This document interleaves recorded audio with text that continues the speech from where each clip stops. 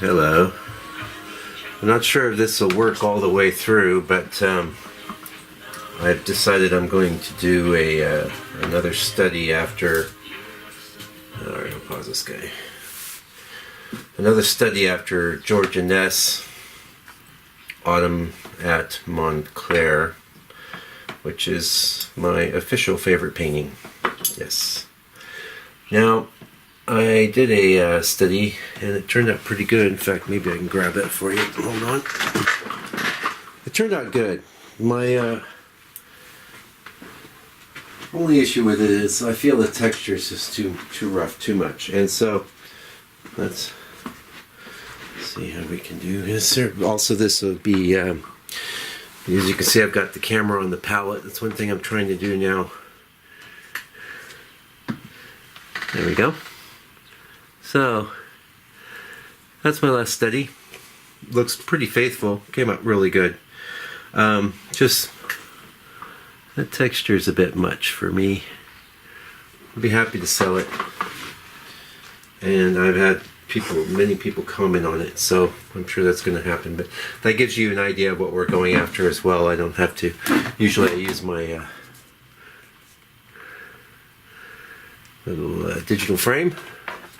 Getting hard to find these things, actually. I mean, they were such a thing when they came out back in 2006 or 7. I guess they were around even before then, but a lot of people use their new televisions to do that, or their iPads, or you can use an old iPad, things like that as a digital frame. I have a little coffee here. I like my Sony, but I also use this television set that's over here as well. So anyway, we're gonna mix. So I'm trying to do this on the rest of the past masters, and which is to show my color mix, show the reference, and here we go. And so actually,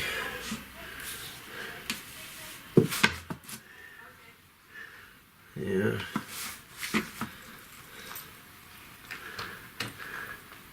If we zoom out a little, maybe that'd be better. So you can see what I'm up to. Since we have, it's not often I have another painting almost exactly like the one I'm going after.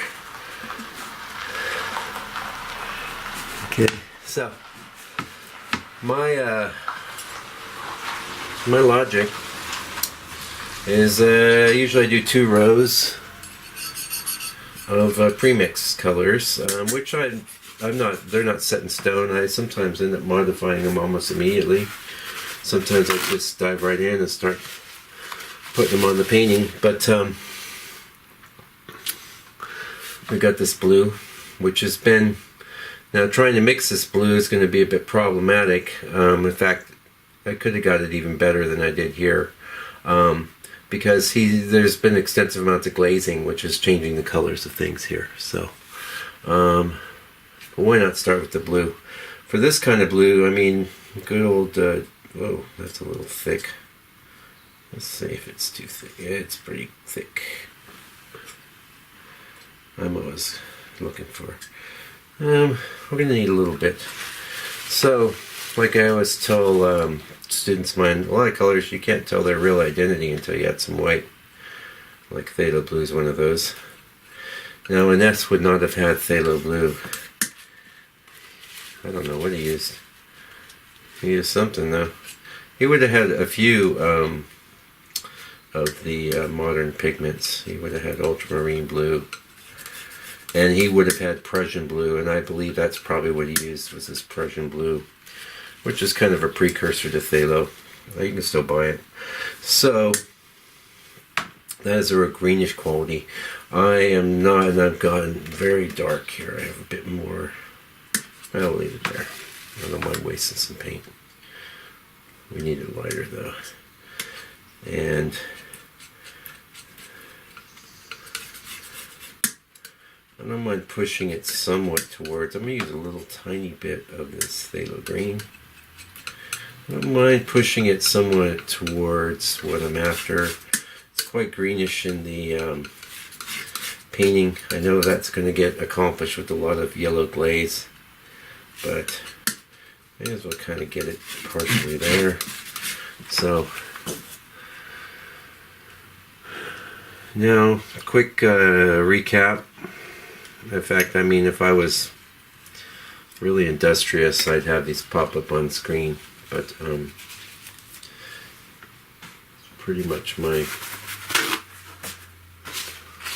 approach and attitude is just to share what I do as I do it. So I'm not really a teacher. I'm a working professional artist. I mean, yeah, I'm teaching, but you know what I'm saying. Hopefully you know what I'm trying to say. So, starting here, mix titanium white, lead white. I'm not even going to get into brands today if you're curious. Hansa white, medium, yellow ochre, transparent earth yellow. I will say that's from Gamblin. I just squeezed some out here. Raw umber, Mike's green. Mike's green is a mix of Hansa yellow medium and ivory black.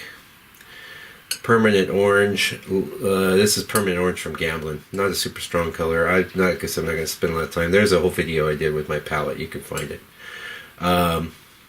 Perline red. This is transparent earth red, aka burnt sienna. Alizarin crimson, permanent. Phthalo green, permanent green, light. Dioxine purple, cobalt blue, phthalo blue. This is fast drying Gamblin black, although this is a bad batch. It hasn't been fast drying at all, and I'm expecting a tube of Winsor Newton fast drying black coming in next week. And this is my own mixture. It's about a 60-40 mixture of titanium white and ivory black to give me a gray. It's a neutral. Very handy. And I've gone over that extensively on another video. But I'll give you a little recap here. Since one of the ideas behind, I thought, well, since I'm doing this again, it's Saturday today, maybe I'll just talk as I work. Now, I may pause the video if anyone comes in or any visitors come in. The tourist season's over, and so visitorship has dropped way down, which is okay. We go into a whole sort of different mode in the autumn and winter, and then we come out of it in the spring. Alright, so my blue, you know what the problem with this blue is right there? It's too much chroma, so I'm going to kill some of that with some black. That's a nice thing. To take a break, clean up my palette. A lot of times things come to me. I'm real tempted, I'll tell you, and I'm going to actually do a little bit of it. I know the glaze is going to get us there. A little bit of this Hansa yellow medium. Okay, so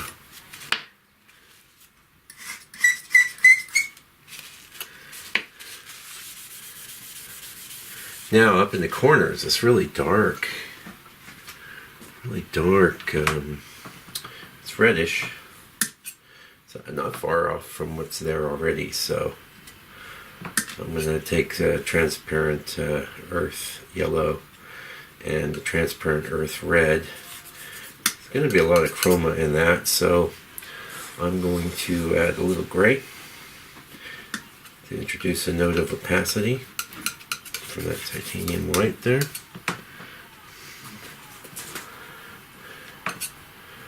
That's pretty mincy, but that's okay. Some black. You notice that I start with little amounts.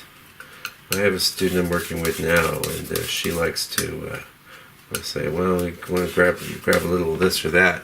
She likes to shovel it in, and I'm like, well, now you wonder why you can't get the color, because you've added too much of the wrong color, and then you've got to counterbalance. It's better to just kind of be a little careful as you go. Now I'm thinking about this down here. I'm wondering if I make quite enough of that. I'm going to take some of this gray. You can see I don't want that blue to be so strong. There's a chunk in my paint. I don't like chunks in my paint. I don't like hairs.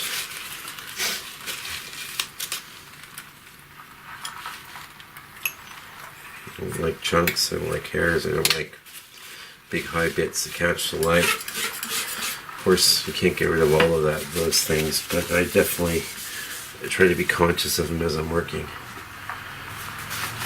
Okay, so back up to the sky color. Now, this actually a bit darker here. You're not looking at my actual reference. I did flash it by you, but I'm not going to keep...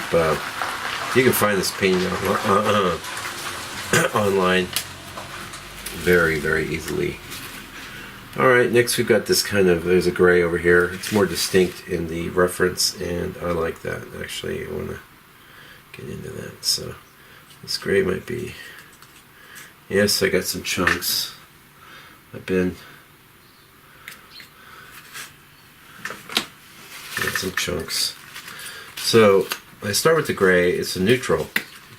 I see it as a neutral. It's a cool, though. It's not completely neutral temperature-wise, but it's definitely fairly neutral hue-wise. So I'm going to add some transparent earth, yellow, and some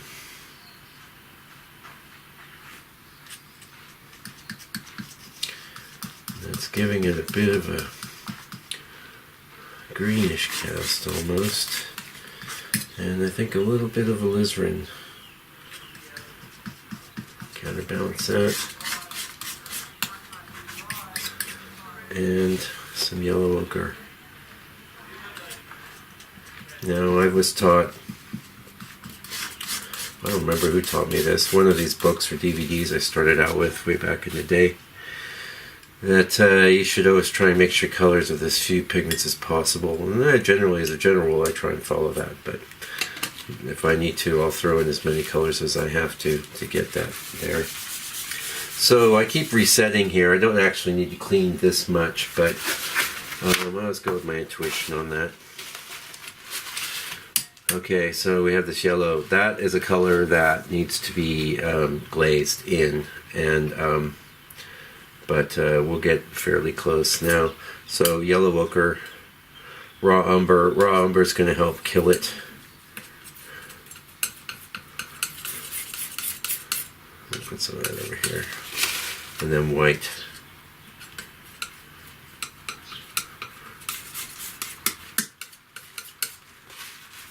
And my color mixing process is based on years of experience, and still low. That's very strong.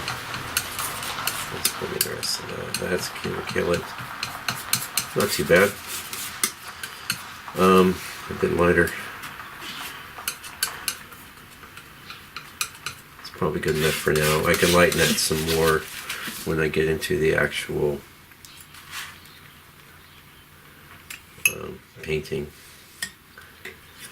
So that almost tells the entire story. Really, I wonder if I made enough of this. Let's bring in some more gray. What I mixed was warm. I kind of wanted saddling those two extremes. I mind some of that random yellow there. That's good. It's good stuff.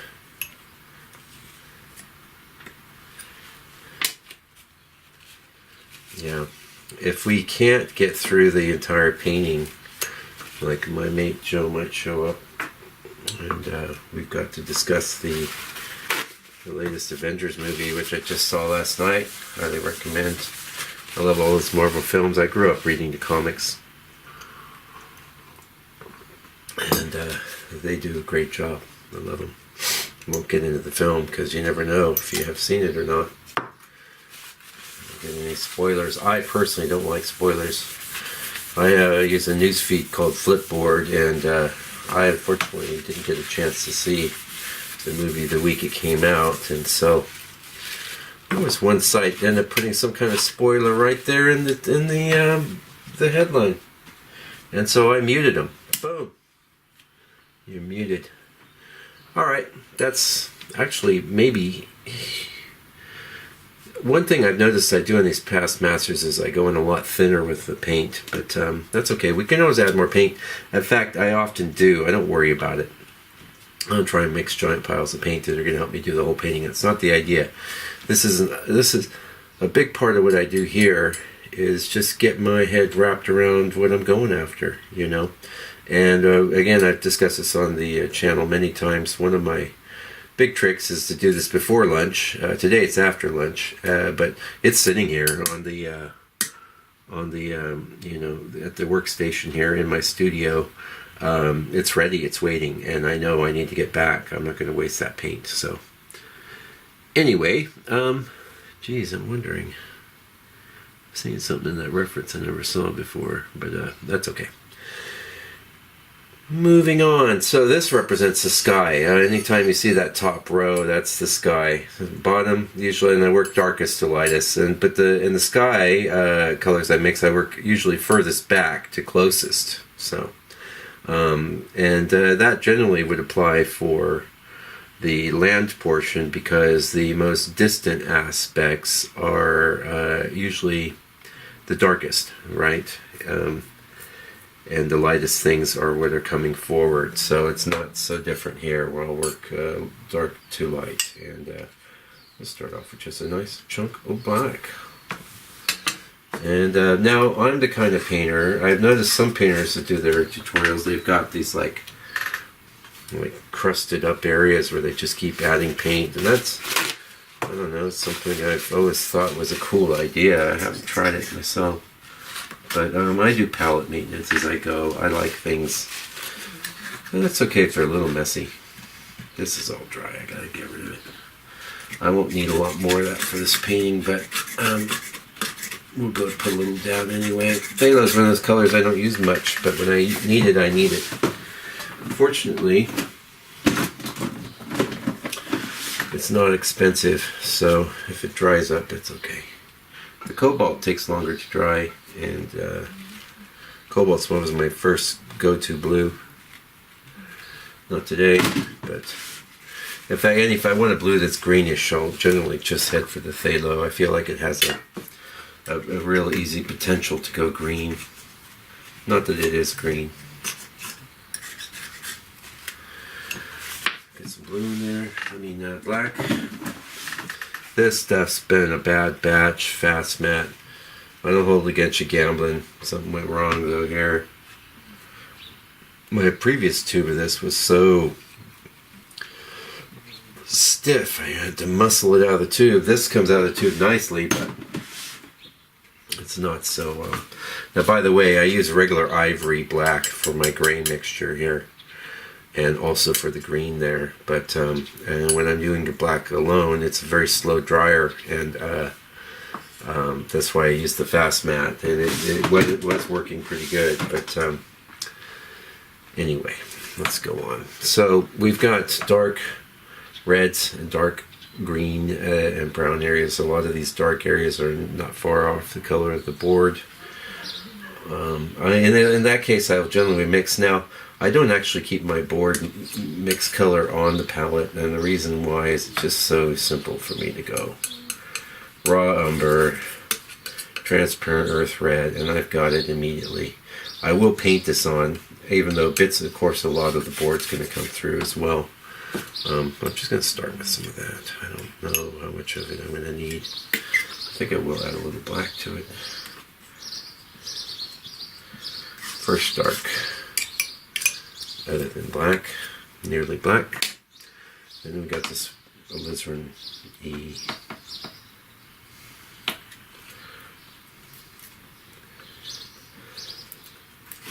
Now this is very transparent, so I want to start moving it into some opacity. Not a lot though, it's a dark, so funny enough my intuition is telling me to add transparent earth yellow, so it's still transparent. Why not add just a tint of that? You know, just a small amount of a, it's very cold, I need to warm this up. This has a degree of opacity to it as well. Now that's coming alive. And we're going to kill some of that color chroma. With my chroma, when my warm chroma killer is raw umber. My cool chroma killer, ivory black. I use both of them to kill color. That's still really got a lot too much color, and it's not the same approach I took painting the other one, but again, I use my intuition. It has some opacity, it has some color killing, and I'm very happy with that. Like I said, don't forget, I do modify these sometimes immediately, but it's helping me map things out in my brain. It's basically creating color map of the painting in advance of doing the painting. And I think this also, you know, your subconscious and your conscious mind are working together to create a painting. That's one of the fascinating things about anything we do, really, but I think the painting process really brings it to light. And this is a way of getting your, you know, your subconscious feeds you information based on what you give it. So, next color. So doing things like this just sets up your subconscious for success. So I want to wake that up. There's some yellow ochre. It's very close to what I mixed there. That's okay. And now if I have too much of a thing going up here, like, I'll put some aside, and invariably I find I'll add it back in, but rather than sit there and struggle. That's nice. And now this has a very intense reddish quality, which I accomplished here with the glazing of this same color I'm adding now, which is Perlene red. I want to push it into a definite red zone. And I do a lot of glazing, but I try not to rely on it. I always try to get my paintings down, especially on these studies, right out of the gate. And then the glazing is just gravy. Unless I'm doing like a redo where I'm doing some crazy glazing, which is something I started doing last year. Alright, so now we're moving into greens, and there's these greens here, a bit of darker greens over here. I'm not going to try and mix a whole range of greens. And this is Mike's green. This is a mix of yellow and black. This is the best green for landscape painting, hands down. I have been doing a lot of like finishing, so I've been using less pigment, so sometimes things will dry on my palette. That's just the breaks. So I never use this straight up, but you'll see how this green really wakes up now. Wow, beautiful color. You can't get that in a tube. That's a beautiful color. Now, one of my secrets is greens aren't green. They're usually got a ton of red in them. So, see, it's still perceptually green. Let's see. What's that somewhere? The permanent green I use is from Gamblin. It's worth noting because several brands I've tried just don't have any tinting strength at all. I like that color. That's awesome. It's not. I may need to go a bit darker in some cases. Actually, let's see. Let's throw that in there. Well, I'm going to need a bit of this, so that's okay. Let's throw some more in there. You guys are getting on. Getting on good. Maybe a little black. Yeah, like that. Can move that into a lot of different ways, places, shapes. And you might think, well, it's not that different than that, but it's got some complexity to it, and it's got a more greenish quality. So, do I want to mix that lightest green? Maybe.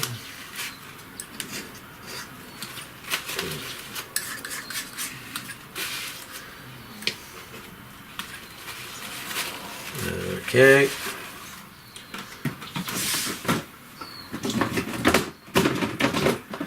That is the end. No, it's not. My first tube. I think this has lasted me a year and a half. I don't use a lot of it, but I do use it. That's cheap, eh? That's cheap. Waste not, want not. That's what I was. That's how I was brought up. Yep, that's nice. Get a really nice green, just mixing that transparent earth red with the permanent green light. I don't need a lot of this. In fact, I wasn't even going to mix it for this little string, but time to throw that tube away. Goodbye, tube. Nice to know you. Thank you for the painting. Okay. That's a weird color. Nice and quiet here today. Actually, one of the studio holders is having an art sale, but I'm not sure if those are two words that really should go together. Pardon me. Cracking myself up. Art sale. Here, come buy some cheap art. Art's the cheapest in town. You can't get art any cheaper. What the heck is that on my painting? Oh, I just noticed that. That's not good.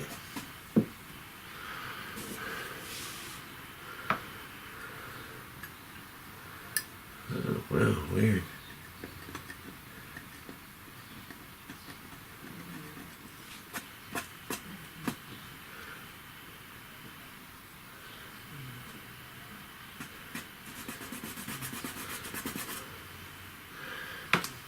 Okay. Well, that's it for color mixing.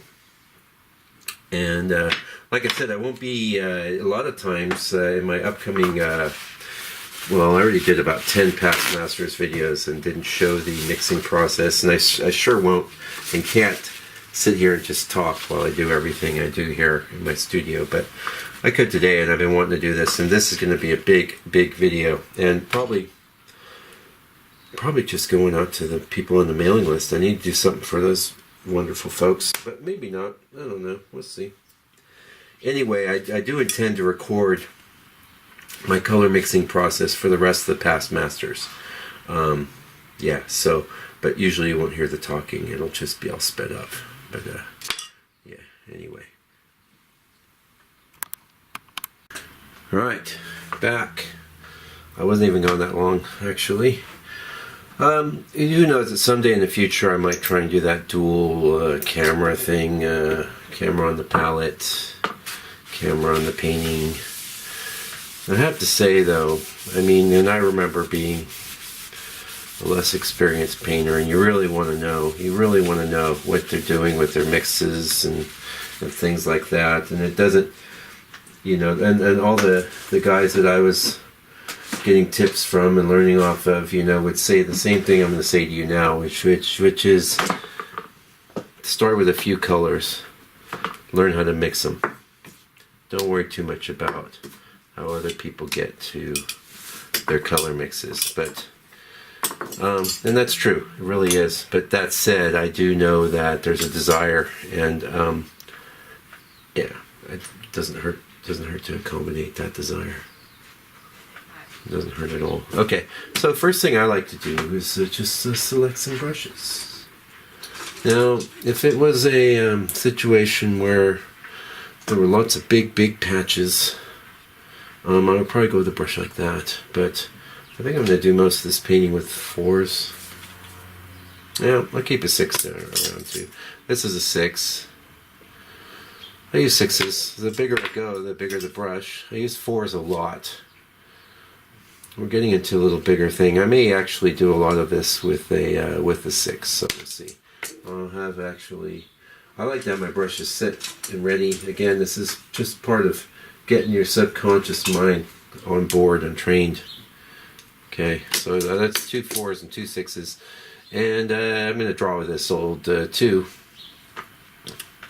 So, and I showed this on the video, you know, I get some pretty good amount, because I'm going to be drawing here.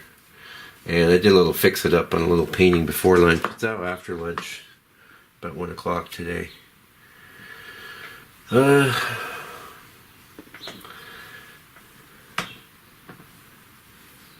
So I get myself a pretty nice thin black we start going. Find a spot. Usually I'll find... This is a bit more critical than you would think. This painting we're going after has a crooked sort of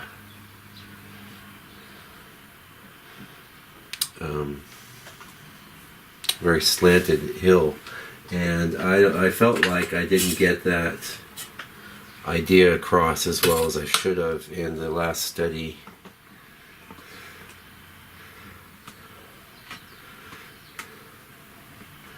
I really want to cement that idea down today.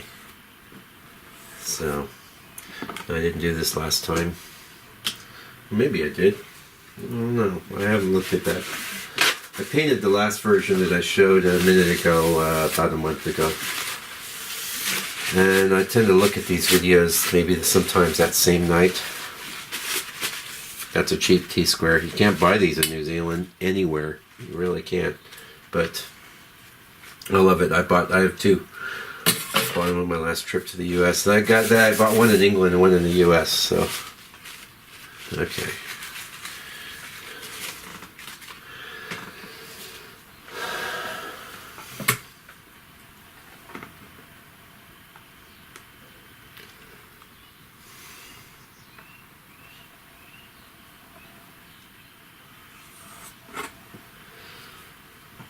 That's the background bit.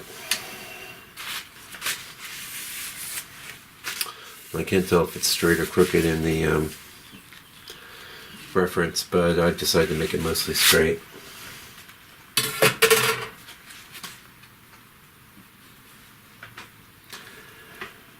Yeah, I don't talk to myself a lot while I'm working.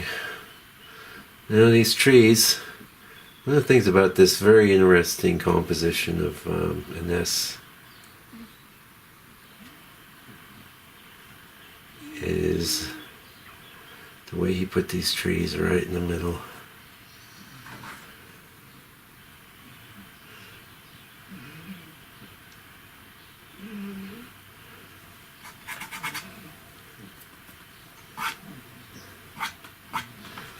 I want that a little thinner.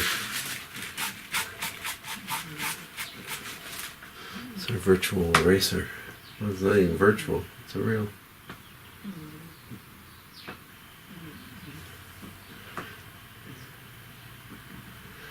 This will make the oh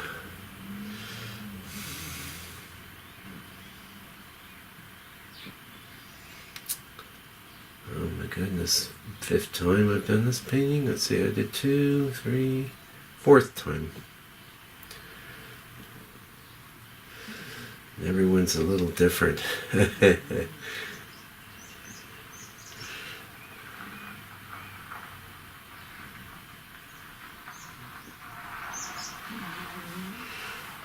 Okay.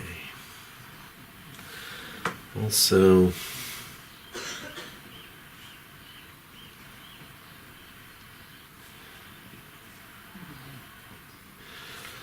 think we're going to do a bit of this. Why not make our lives easy?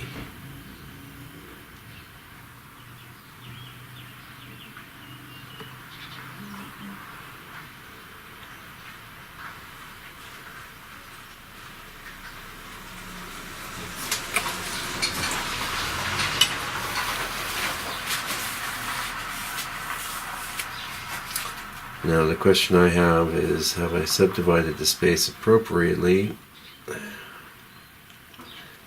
I know I'm going to be off. I'm always off. I'm always off in some way.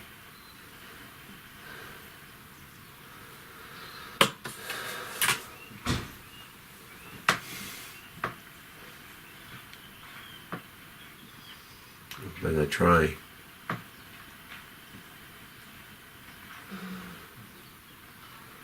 Try to get it right.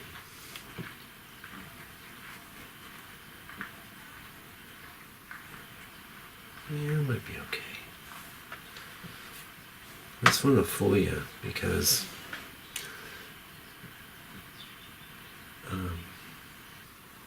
he's got some very specific ways he's subdivided the space.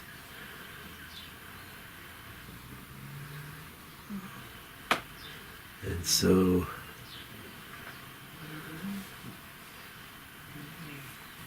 that's my little dog Denny snoring. If you're wondering what that sound is. It's not doves or anything. He's having a little snooze. Okay.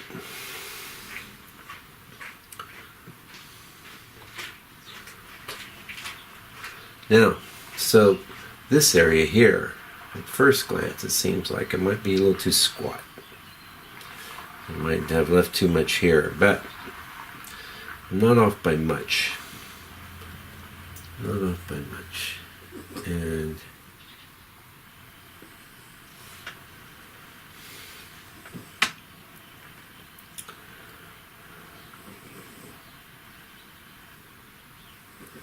you're going to see that. Oh yeah, background. That was a good idea with that diagonal and then the straight. And then another tree here.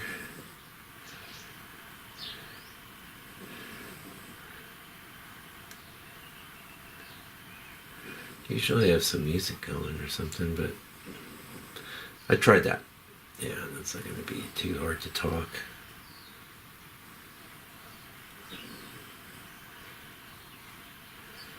That's a little off. It's okay.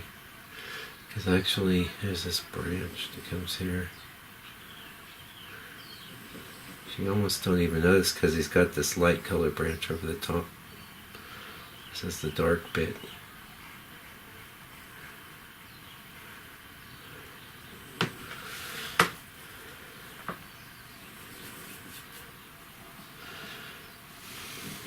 Yeah, not bad.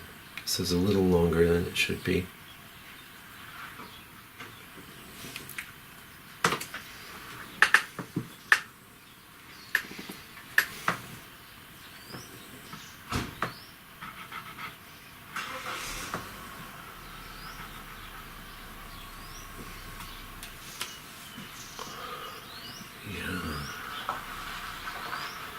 Got all these little crazy details back there on the horizon line, which a lot of them I couldn't get into last time, but because of the approach I took this time, I think I'll be able to get them all on. And of course I'm painting this much bigger, much bigger.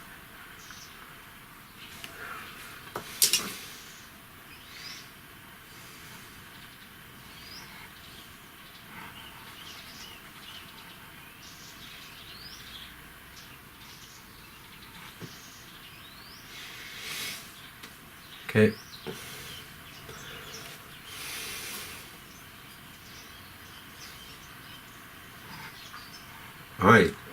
He's called this Autumn Montclair, but I am pretty convinced that he just came up with this one out of his head.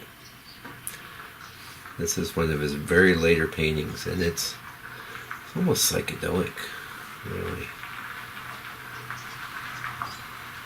Yeah, and I have a bigger gap between these trees, but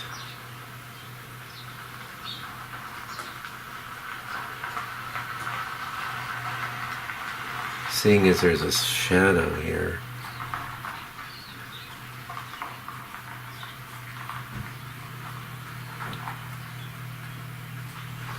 I think it'll be alright.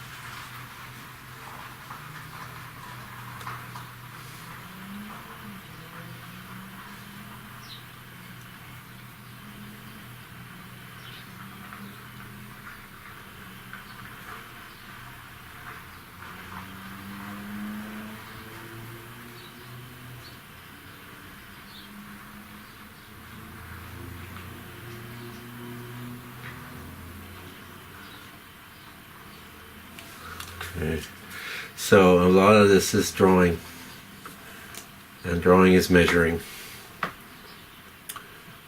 In fact, people that say they can't draw, I ask them, well, do you know how to measure?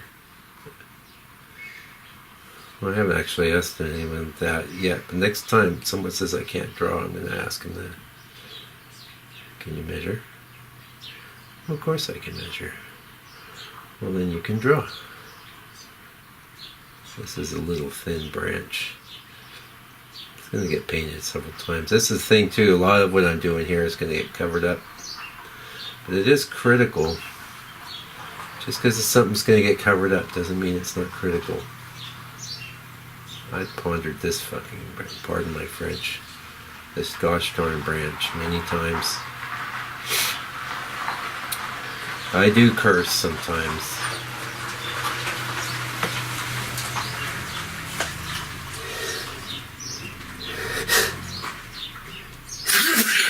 Oh, pardon me. Yeah, I woke up feeling a little sniffly today, but use some of that colloidal silver. I don't think I'm going to catch a cold.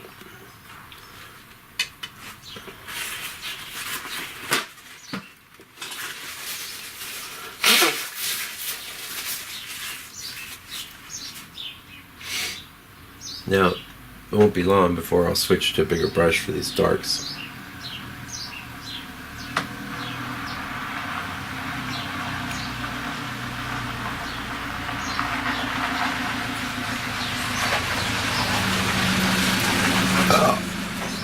Pardon me.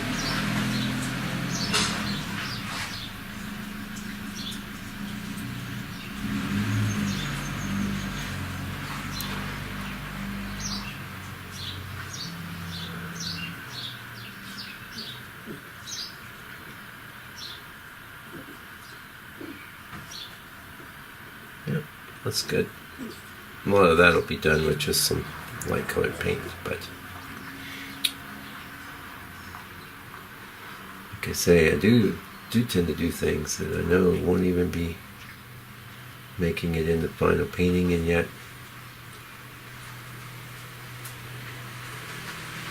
they need to be done, so I do them.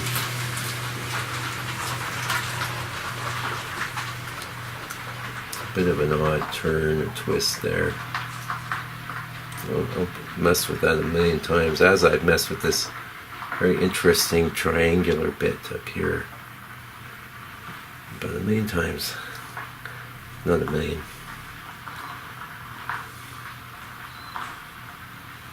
Four times. Reason 4 is the on the 100 Days of Tonalism I painted it, and then I wanted to have a copy to look at because it's my favorite painting. I want a copy in my home office to look at, so I painted it again.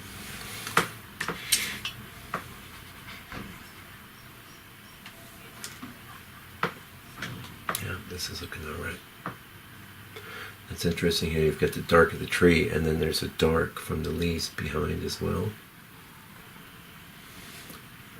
Also this kind of rounding that he does here, which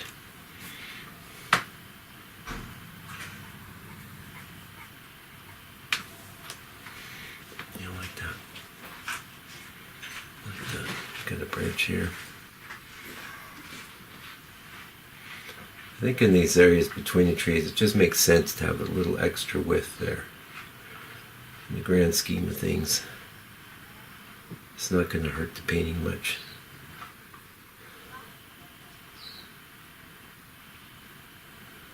Okay. So you're going to see, I think when this bunch of leaves subdivides this area, it takes on a far more horizontal appeal.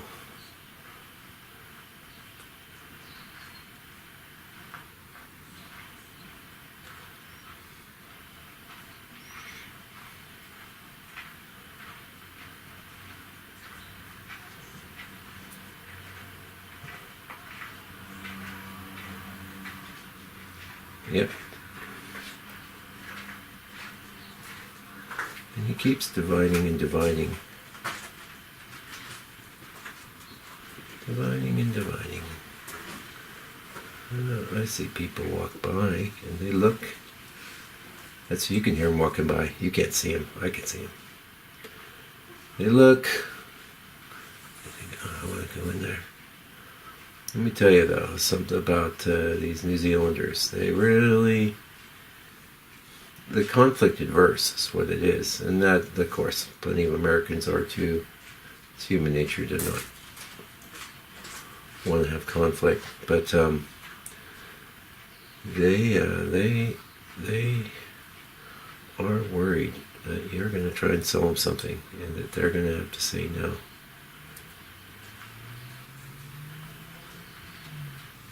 Even if they're curious, sometimes they're very curious. They want to see what you're doing.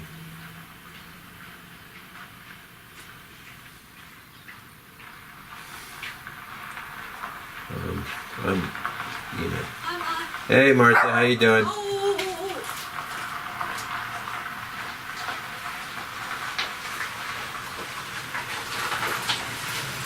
That's the lady up above me. She's amazing painter, really good. Amazing.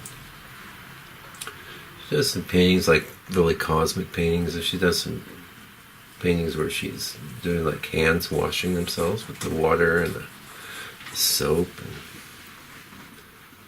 amazing. She does these portraits as well. I guess I'll say amazing again because I'm amazed at her work. I love it.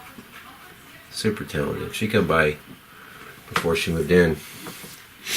She was thinking of the studio next door, which is quite public facing, and she decided she was just too introverted. See, this is one of the reasons I worry about making this tree too skinny, because I know I got one side in shadow, very easy to thicken up.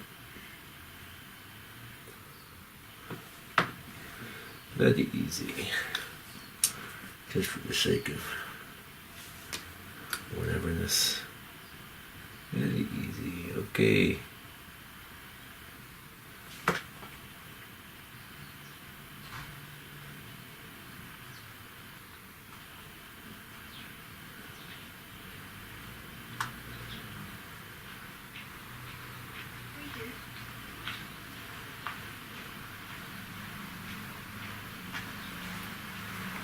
I feel like I have so much room in this one. The first two I did. Oh, I saw us talking, so sorry. The first, and I'm going to leave room for the frame rabbit as well. This is the thing, because you got to remember that when you're looking at a picture someone's taken of a painting, a lot of times they've cropped out the frame. Well, I've got some issues here. This tree needs to be bigger.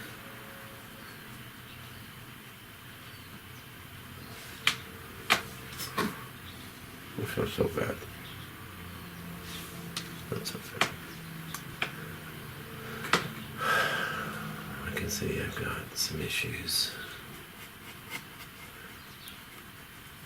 I did make this space a little less horizontal, but it'll be alright. Now it's time to switch brushes, and I start finding I'm struggling.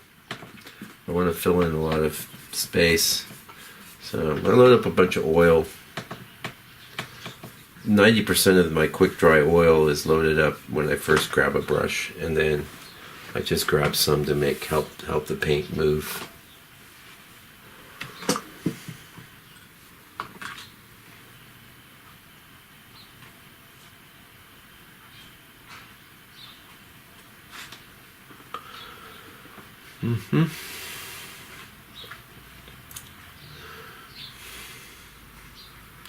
This might be big enough. There's a little figure right here in the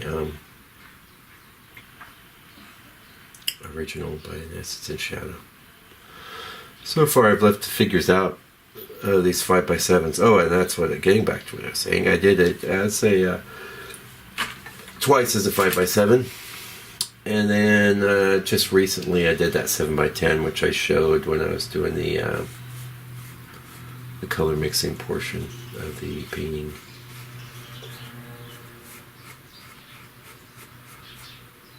And this is an 8x12 today, and now the 7x10 I did was very close to the proportions Inness worked in, but I have done a lot of Innesses, and I've scaled them up to my purposes. If I'm going to, say, make a 5x7 study, I'm going to have to make it a little squatter.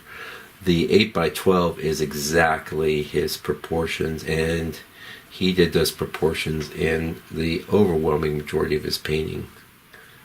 There are some that are a little more squat, but no. One of the problems I ran into last one too is a real straight line here. I don't want that. I'm going to offset it.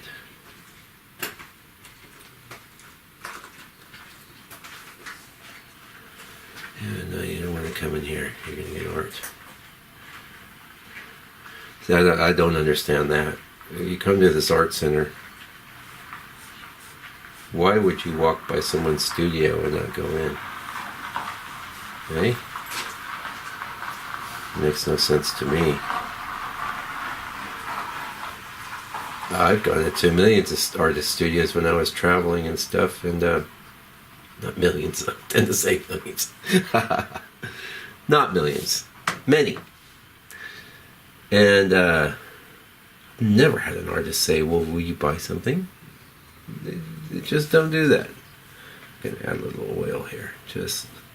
It's the black, but just with a lot more oil in it. Because what happens on the ground plane is that the blacks aren't black. And that's a real amateur mistake. You know, one of the reasons I think that so many teachers remove the black from their students' palettes is that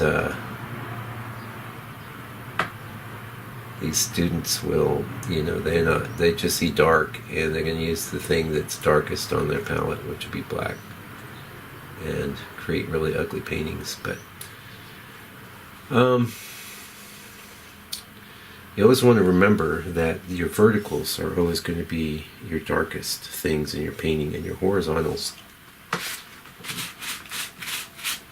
never as dark.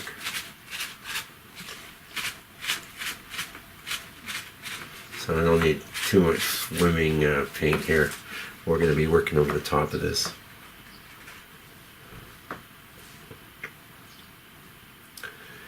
Yep. So I do these things. I end up painting them many times over sometimes. Just interesting.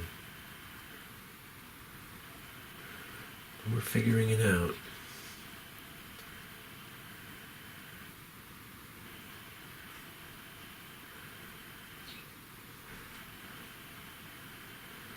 That's taking on a real thick quality I don't want.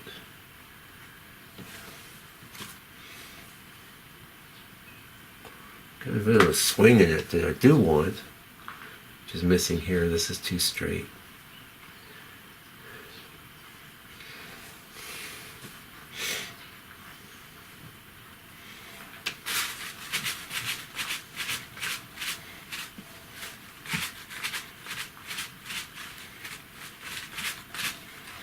Okay.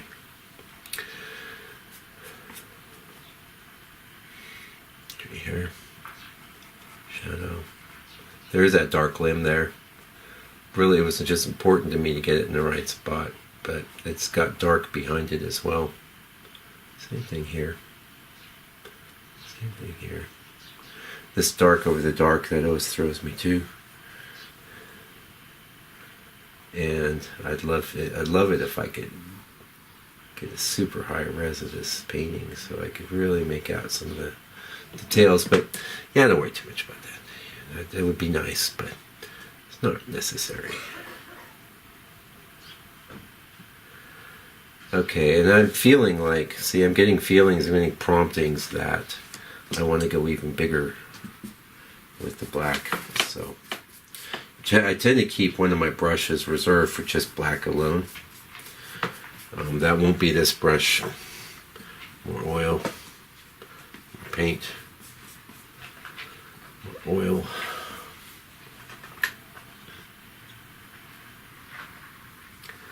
You have to learn to listen to that inner prompting.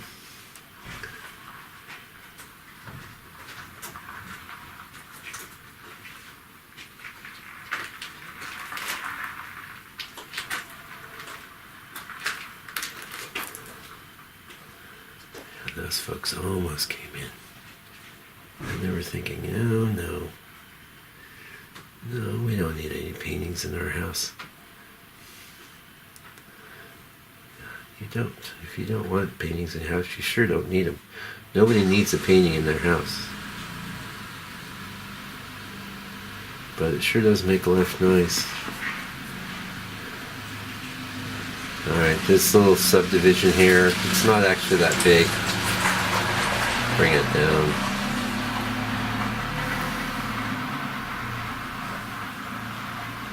And then here is a little red house.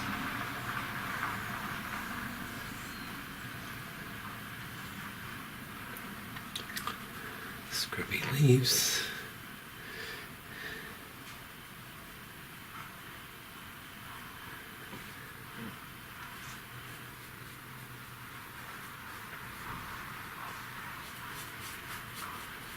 And then you can see this is one of the reasons I want to get a bigger brush.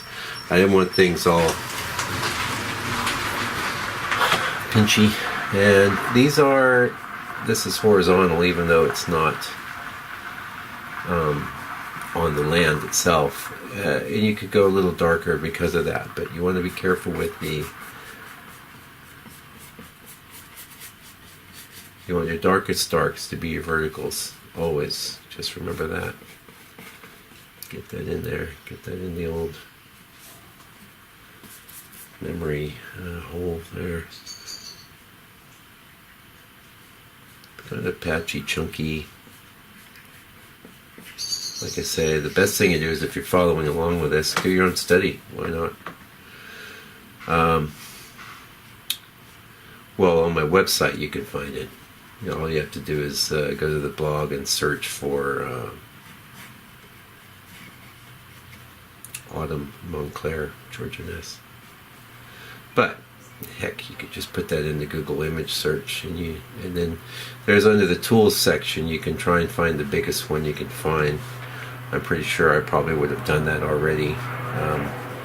And this image isn't that huge. I'd love to know. I think this is at the Metropolitan Museum of Art, but heck, I don't really know. Okay, this is interesting here because this area actually goes quite. So just the same amount of black as in my brush. I just added oil, and that's giving me a slightly different tone. A lot of this patchy is a gradation from deeper reds into over here yellow, orange over here. And we'll just do some various whatever's in there.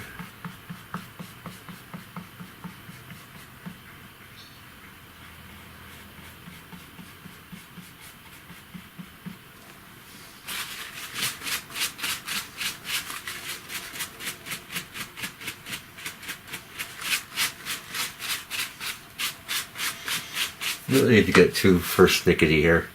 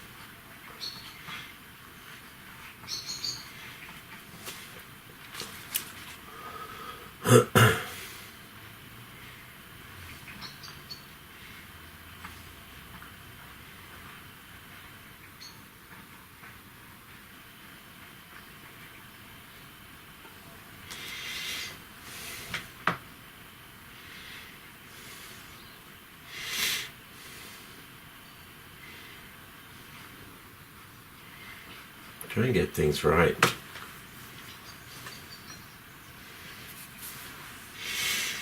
This area is a little more vertical, but it still looks good. We'll be all right.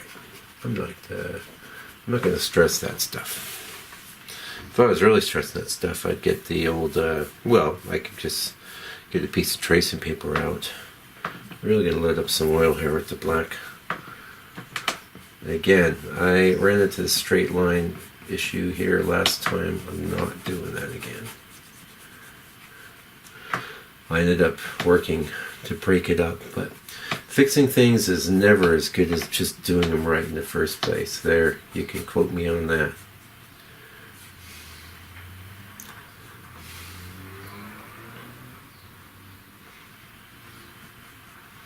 Get it right. Get in the right spot. Now, so I was saying, but if I was super worried about that, I could just trace it all out with some charcoal and a piece of tracing paper and stuff. But I'm not that worried about it. That's not the point of what I'm doing. But I still try. In fact, what's the fun in that?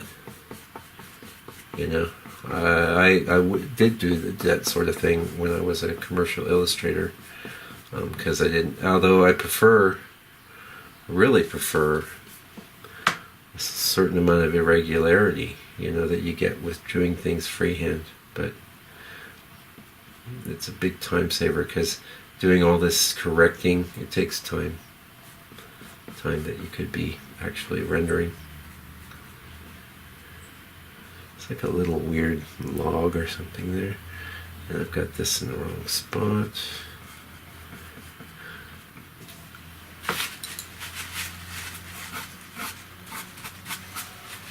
Not much marker stone on the grass here. It's an interplay of greens and reds.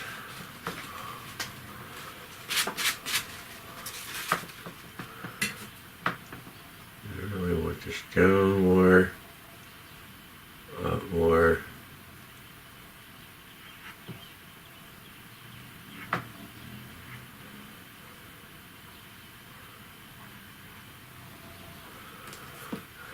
This is a very complex little thing, that thing. You see me futzing with that quite a bit. Okay. Now, sometimes I can see hairs. I'm wiping my brush off. Getting a bunch of oil. Because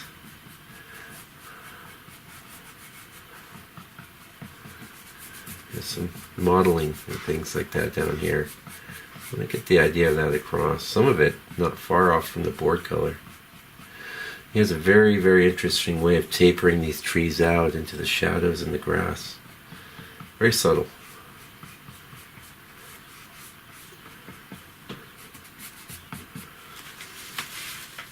Wipe. More oil. And then in a case like this, it's probably just basically the color of the board been tinted with some oil.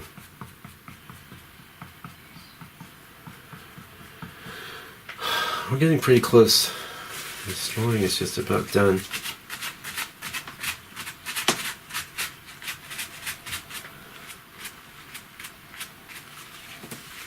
And we're going to call it done because my mate's just shown up.